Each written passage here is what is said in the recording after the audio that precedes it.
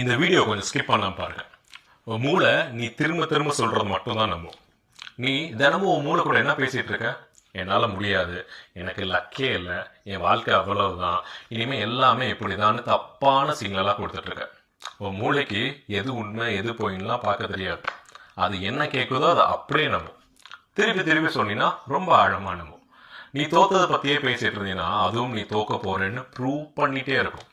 அதுக்கு பதிலாக நான் எப்படி தோக்கக்கூடாதுன்னு கற்றுக்கிட்டேன், இனிமே தப்பா போக வாய்ப்பே இல்லைன்னு சொல்லி பழகு. நீ ஜெயிக்கிறதுக்கு உண்டான எல்லா வழியும் அதுவே தேடி தரும். அழகா ஒரு கோட் படித்தேன். உன் வாழ்க்கை உன் திறமையால் மட்டும் தீர்மானிக்கப்படுவதில்லை, உன் உள்ளுணர்வு அதை வடிவமைக்கிறது. கான்செப்ட் புரிஞ்சுச்சா? இப்போ ஒரே ஒரு கேள்விதான்.